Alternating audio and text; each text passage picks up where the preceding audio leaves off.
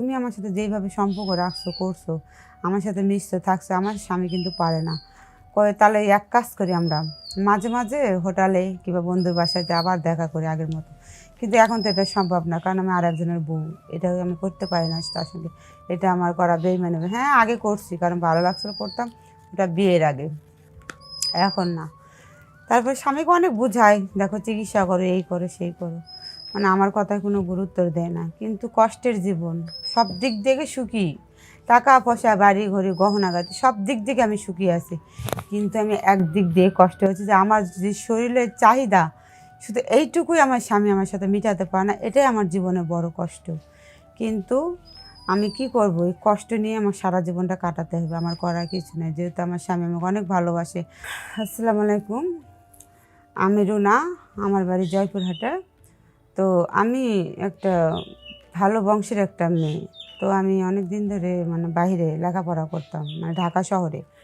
তো দেশে এসে একটা ছেলের সাথে প্রেম করতাম, মানে আমাদের চাইতে অনেক গরিব ছিল সে। তো গরিব থাকার থেকে আমার বাবা মা কখনো তো মেনে নিব না, যেহেতু আমরা কি আর ওরা কি। হ্যাঁ, তারপর আমি তার সাথে সম্পর্ক করতাম, কিন্তু তার অনেক কথাই আমি অনেক বুঝাইতাম। তো একদিন আমি তারে বললাম চলো একটু ঘুরতে যাই। তো ও বললো কোথায় ঘুরতে নিয়ে যাব, আমার তো যাওয়ার মতো জায়গা নাই, আর ঘুরতে গেলে তো টাকা পয়সার দরকার। তারপর তুমি টাকা পয়সা নিয়ে চিন্তা করো কেন, আমার বাবা তো টাকা পয়সা কম নাই, ঠিক আছে আমি তোমারে নিয়ে যাব। মানে এইভাবে ও তো আমার খালি আশা দেয়, আমি আশায় থাকি। একদিন আমরা চলে গেলাম এক জায়গায় ঘুরতে। তো আমরা তো এইভাবে কোনো আবাসিকে কিংবা হোটেলে যেতে পারি না, যেহেতু আমাদের কোনো বিয়ে হয় না। তো ও আমার বলতো তো আমি বন্ধুর বাসায় যাই চলো।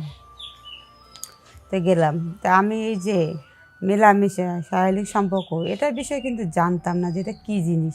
কিন্তু হ্যাঁ, অনেক ছেলেরা বোঝে, কিন্তু অনেক মেয়েরা কিন্তু বুঝেও না বুঝার ভান, মানে বুঝতো না। তো বন্ধুর বাসায় গেলাম, বন্ধু হোটেলে লেখাপড়া করে, মানে বাসায় গেলাম। দুজন যাওয়ার পর আমরা তো দুজনে এক রুমে মানে ছিলাম। এটা- তো আমি বললাম তাহলে আজকে রাতটা এখানে থেকে যাই, সমস্যাটা কী? তো বন্ধু বললো আচ্ছা ঠিক আছে, তাহলে আমাদের বাসায় তোমরা থাকো, সমস্যা নেই, কাল সকাল হলে চলে যাও। আমি মনে করলাম আচ্ছা ঠিক আছে। তারপর ও আস্তে আস্তে আমার কাছে আসে। মানে এই কথাটা একটু জানতে চাই যে আপনি যে রাত্রে বন্ধুর বাসায় থাকবেন, এটা আপনার ফ্যামিলি থেকে জানবে না বা জানার চেষ্টা করে না না? না না, ফ্যামিলি থেকে জানলে তো আমাকে থাকতে দেবে না। এটা বলে গেছে যে আমি আমার বান্ধবীর বাসাতে যাচ্ছি। ও আচ্ছা আর কোনো বাবা মা চায় যে একটা ছেলের সাথে আমার মেয়ে রাত কাটায় বিয়ের আগে, কখনোই চায় না। আচ্ছা আচ্ছা, ঠিক আছে, জি যে বলেন। সেটা সেইভাবে আমার বান্ধবীর কথা বলে আমি গেছি, ও কার কথা বলে গেছে এটা তো আমি জানতাম না। আচ্ছা ঠিক পরে আছে। আমরা আস্তে আস্তে কাছে আসি, মানে অনেক মায়া জড়ে যায়, মানে আমাদের মধ্যে যা হয় বোঝেনি তো। কিন্তু জি। আমি তার কাছে অনেক সুখ শান্তি পেয়েছিলাম। কিন্তু ওর জন্য আমি পুরা পাগল পাগল ছিলাম, পাগল মতো অন্ধের মতো তাকে আমি ভালোবাসতাম। পরে আস্তে আস্তে আমার মা, মানে আমার মা বাবা বাড়ির থেকে জানতে পারে যে ওর সাথে আমার সম্পর্ক আছে। এটা তো কখনো কেউ মাইনে নিব না। পরে মা বাবা জানার পর বলে এটা কখনোই সম্ভব না, আমরা কি আর হ্যাঁ রাখি, আর তোমারও কি করে খাওয়াইবো, আর সামান্য একটা গরিবের হাত দিলে বড় লোকের হাত দেবে, গরিব লোকের কেন। পরে আমার মা বাবা আর এক জায়গায় বিয়ে দিয়ে দেয়। ওই জায়গায় বিয়ে হওয়ার পর আমার যে স্বামী দেখতে শুনতে কোনো খুব হ্যান্ডসাম সুন্দর ছিল, কিন্তু আমার যে শারীরিক চাহিদা, মানে আমার যে মনে কী চায়, কিন্তু ওটা সে আমার মেটাতে পারতো না। আমার প্রেমিকা যেটা আমার সাথে করেছে অনেক ভালো কাজটাই করেছিল, মানে আমার যৌবন জ্বালা, আমার শারীরিক সম্পর্ক অনেক চাহিদা সে পূরণ করতে পারতো, মেটাতে পারতো। তার কাছে আমি যে সুখ শান্তি পেয়েছিলাম, কিন্তু আমার স্বামীর কাছে আমি সেটা পাই না। এটা নিয়ে আমাদের অনেক সংসারে অশান্তি হয়। আমি অনেকটাই বুঝাই যে দেখো, ডাক্তারের কাছে কিন্তু অনেক চিকিৎসা আছে, তুমি করতে পারো, আর তুমি যেইভাবে আমার সাথে মেলামেশা করো তাতে আমার মন ভরে না। উনি আমার একটা কথা বোঝাতো যে আমি চেষ্টা করব, তুমি কোনটা দিলে খুশি হবে আর কোনটা দিলে খুশি হবে না। যে একটা মেয়ে স্বামীর কাছে কী চায়, শুধু এই সম্পর্কটুকু ভালো থাক, মনের তৃপ্তি মিলে সে যে আমার কাছে থাকতে পারে, সময় দিতে পারে, এইটুকুই চায়। টাকা পয়সা বাড়ি গাড়ি ধন সম্পত্তিতে কী হয়, কিছু হয় না। মনের খিদা বড় খিদা, এটা কিন্তু অনেক পুরুষে বোঝে না যে আমার বউ কীভাবে আমি তার কাছে মিশলে কিংবা থাকলে সে ভালো থাকবে।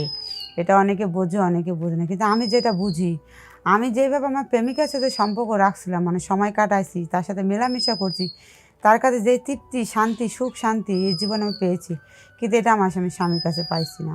কিন্তু মনে মনে ভাবি, অনেক সময় মনে হয় কি আমি এই সংসার চাইলে আমি তার কাছেই চলে যাই, কিন্তু আমার করার কিছু নেই, সে আর একটা বিয়ে করেছে। তারপর এইভাবে আমি অনেকদিন আমার স্বামীর সাথে সংসার করার পর আমি তার কাছে একদিন যেয়ে বলি দেখো, তুমি আমার সাথে যেইভাবে সম্পর্ক রাখছো করছো, আমার সাথে মিশছো থাকছো, আমার স্বামী কিন্তু পারে না। কয়ে তাহলে এক কাজ করি আমরা, মাঝে মাঝে হোটেলে কিংবা বন্ধুর বাসাতে আবার দেখা করি আগের মতো। কিন্তু এখন তো এটা সম্ভব না, কারণ আমি আরেকজনের বউ, এটা আমি করতে পারি না তার সঙ্গে। এটা আমার করা বেইমানি হবে। হ্যাঁ, আগে করছি, কারণ ভালো লাগছিল করতাম, ওটা বিয়ের আগে, এখন না।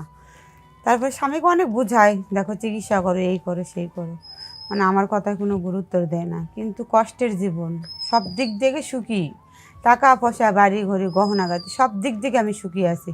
কিন্তু আমি একদিক দিয়ে কষ্ট হচ্ছে যে আমার যে শরীরের চাহিদা, শুধু এইটুকুই আমার স্বামী আমার সাথে মেটাতে পারে না, এটাই আমার জীবনে বড় কষ্ট। কিন্তু আমি কি করব, এই কষ্ট নিয়ে আমার সারা জীবনটা কাটাতে হবে, আমার করার কিছু নেই। যেহেতু আমার স্বামী আমাকে অনেক ভালোবাসে, আর আমার কাছে অনেক ভালো, সব দিক থেকেই ভালো, কিন্তু একদিক থেকেই খারাপ। অনেকে আছে না, শরীরের চাহিদা মেটাতে পারে কিন্তু 3 বেলা তারে খাওয়াতে পারে না। কিন্তু আমার স্বামী 3 বেলা আমাকে খাওয়াতে পারে, কিন্তু মনে শান্তি করে তৃপ্তি মেটাতে পারে না। যে আজকের মতো আমি বিদায় নিলাম। আল্লাহ হাফেজ।